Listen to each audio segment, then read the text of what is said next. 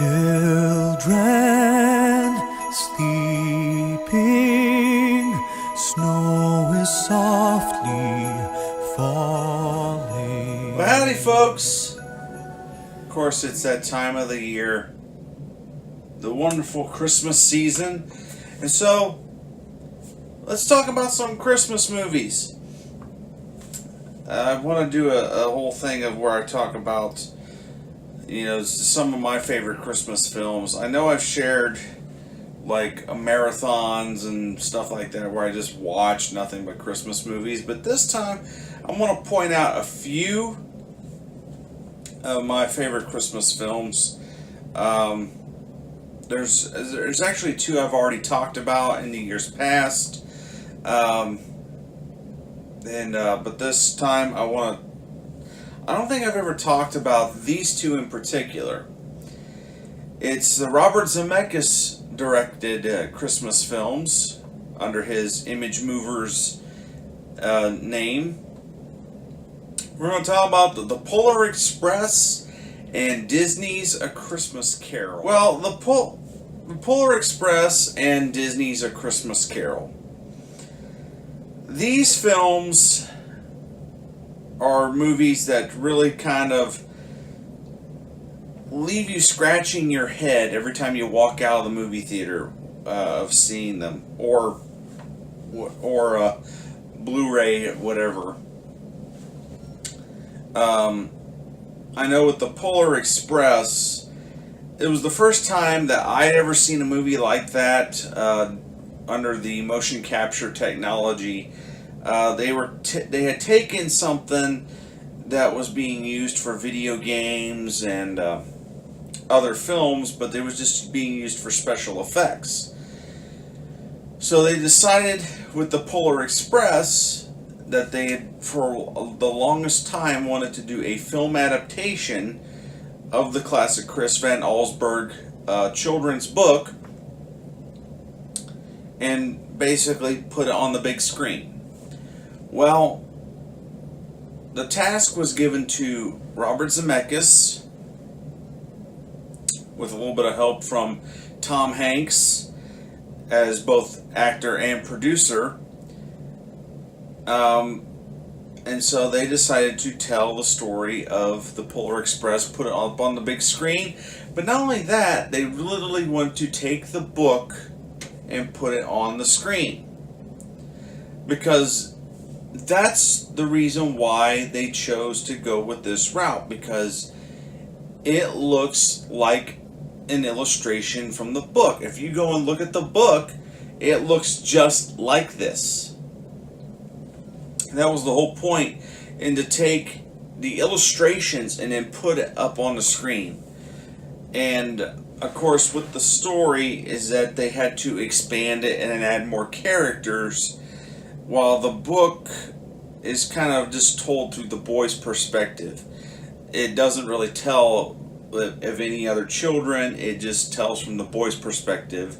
His interaction with the conductor and Santa. Of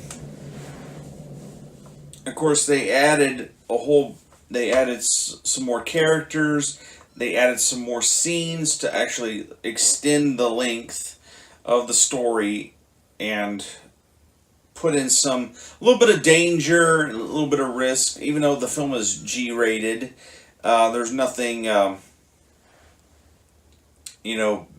in the film. It's just this entertaining movie, and of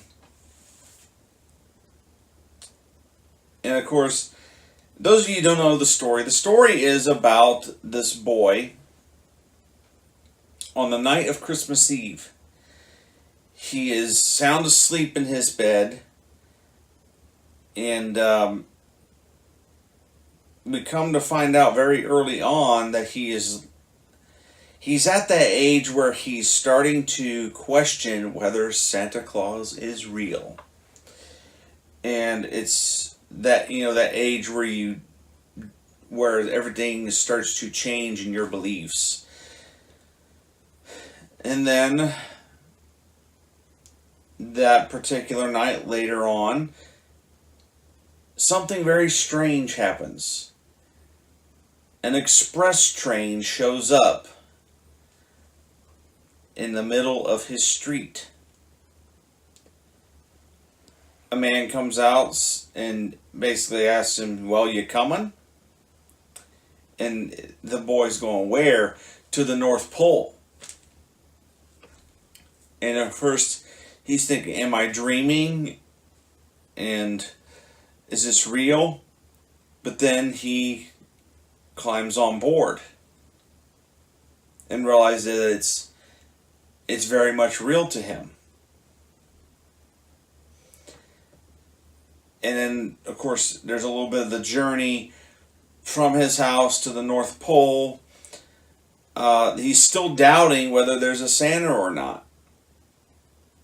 He finally makes it to the North Pole. He sees the whole industrial sized buildings of the elves. And then even to the last point where Santa comes, he can't hear the bell ring. And then finally, he lets go and believes in Christmas and everything that comes with it. Then that's when Santa reveals himself to the boy and he starts hearing the bell. Now that's the story of the Polar Express. I just told it for you. I'm sure everyone's read this book and seen this movie and knows what I'm talking about. But this is a movie that really kicked off the whole motion capture craze. We had just seen Gollum in the Lord of the Rings, but this was taking that and extending it to the nth degree.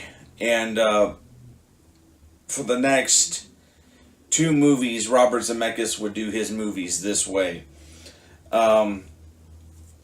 Of course, he followed the Polar Express up with Beowulf, and then he also did Disney's A Christmas Carol. Now, there's a big difference between the Polar Express and Disney's A Christmas Carol, and that is, first of all, the technology. By the time A Christmas Carol had come along, the technology had advanced a little bit further. So if you watch these two back to back, you're going to notice something that maybe in the Polar Express, where the movement of the characters are not so fluid as what they are in A Christmas Carol. And then, of course, Disney's A Christmas Carol with Jim Carrey being Scrooge, and everyone knows the story of A Christmas Carol. It's a story about greed and a good heart, and learning that you don't take it with you when you go, and remembering what Christmas is. Now, like I said, if you watch these back to back, you may notice a difference in between the fluid movements, that it does sort of improve. But I remember watching the Polar Express. I actually saw both of these movies in the theater. I remember walking out of the Polar Express because it was still brand new, the whole idea of motion capture to the cinema going audience. I remember walking out just kind of scratching my head,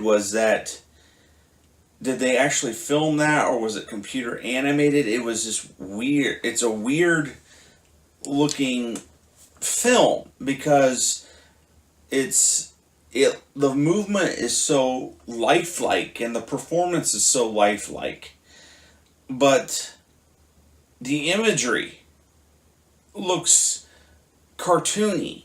It doesn't look real. It looks completely synthetic. And come to find out, it's a little bit of both. But what really threw us off was when you're watching the credits, you see costume designer, set decorator, things that would be associated practically, but actually they were doing it digitally. And of course, Disney's A Christmas Carol. That was the first film I saw in 3D. I saw it in the Real D 3D format.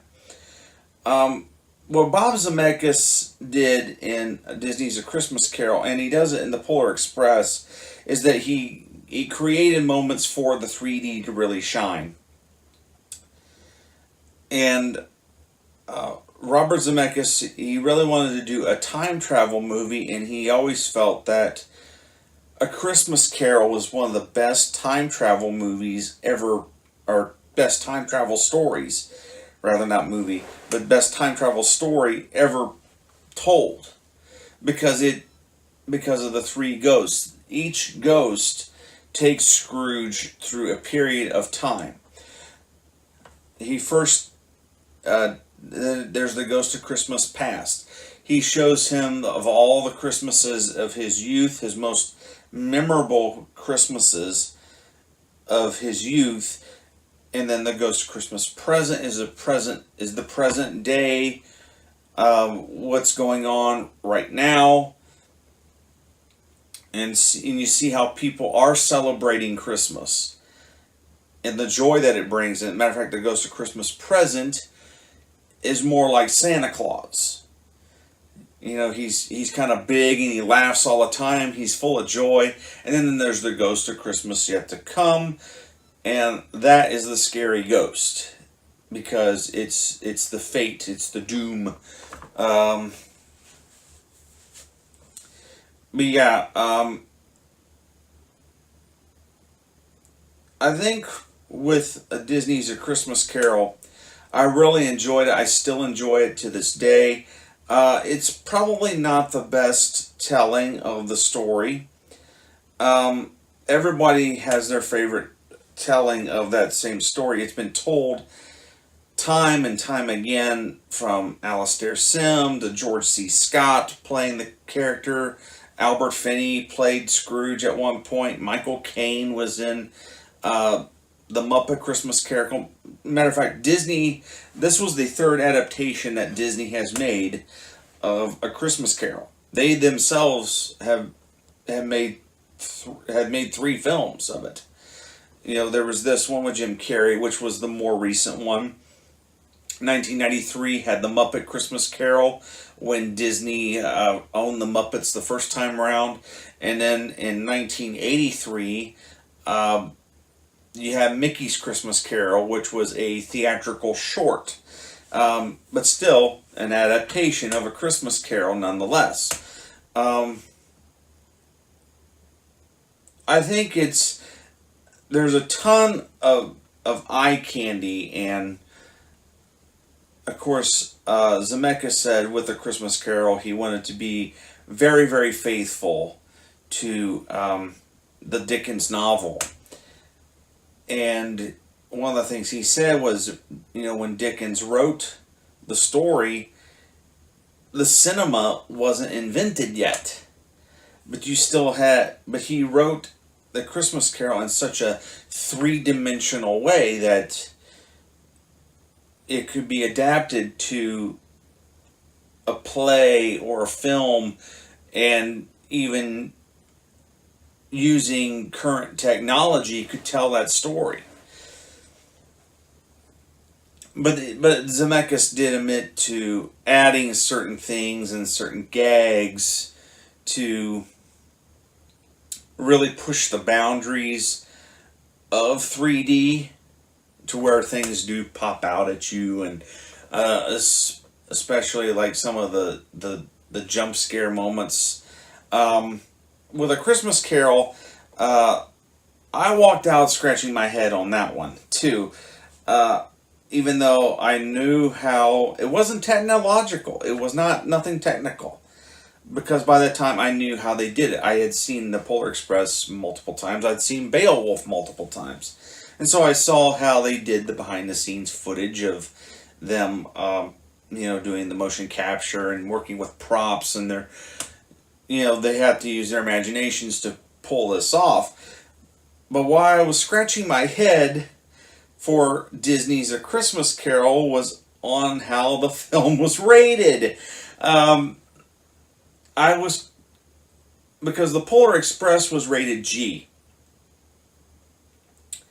There's not a swear word in it. It's very clean, and it's a family-friendly movie. It's eye-popping, and all this stuff is going on in front of you. There's a lot of action. But Disney's A Christmas Carol was rated PG. Now, it's not a big deal, okay? But I remember watching it in the theater and just going, man, there's some terrifying stuff in this movie. And it was comes from the book that way. But I just remember, man, some of the stuff that the ghost did was very freaky, and I can just see some little kid just being terrified at that. There's a scene where the Ghost of Christmas Past is showing all the faces of Scrooge's past, and it's this weird morphing shot of heads changing, and it's like, oh, that's kind of freaky to look at. And then the death of the Ghost of Christmas Present is in just how he dies, because that's in the book. He dies. He only lives for a day, then he dies. He laughs himself to death after showing, ignorance. The two children at his feet, which is ignorance and want. Very, very disturbing, decrepit-looking children.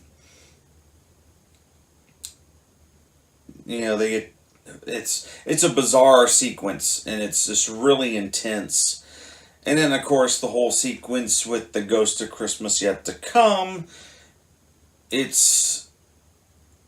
You have Scrooge being chased down the streets of London, and at one point, the ghost shrinks Scrooge, and he's running into rats and things like that.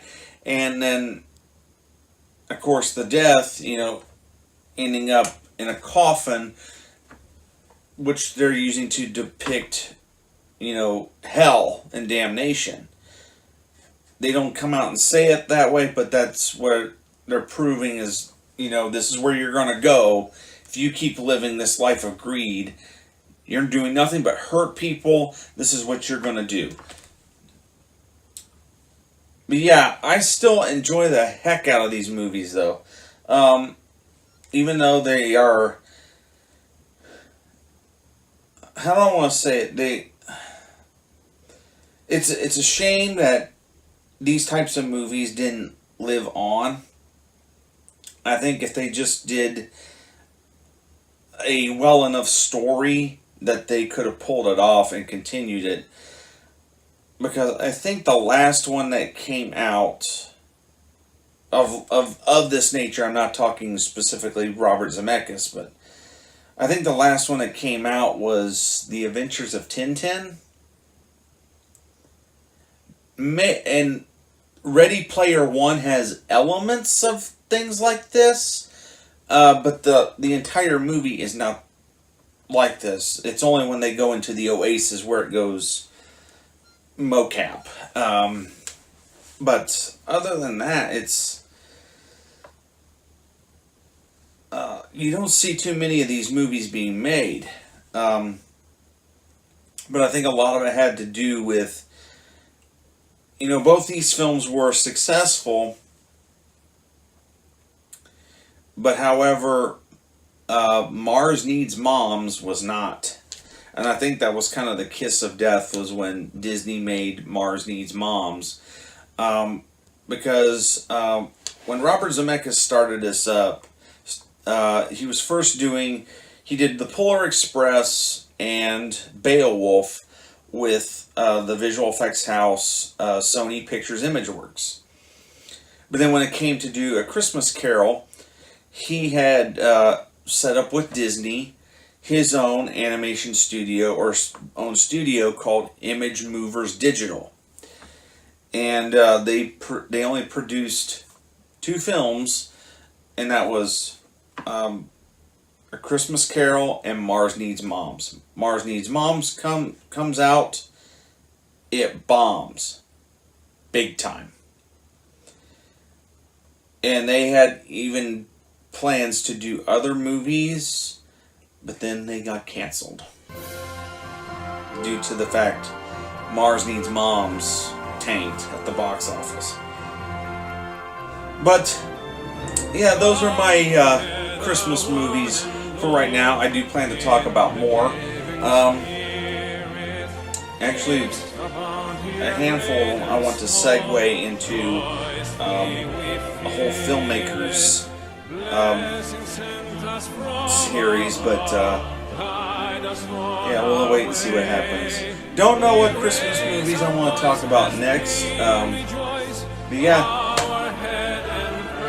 until next time, see you later. God bless us, everyone.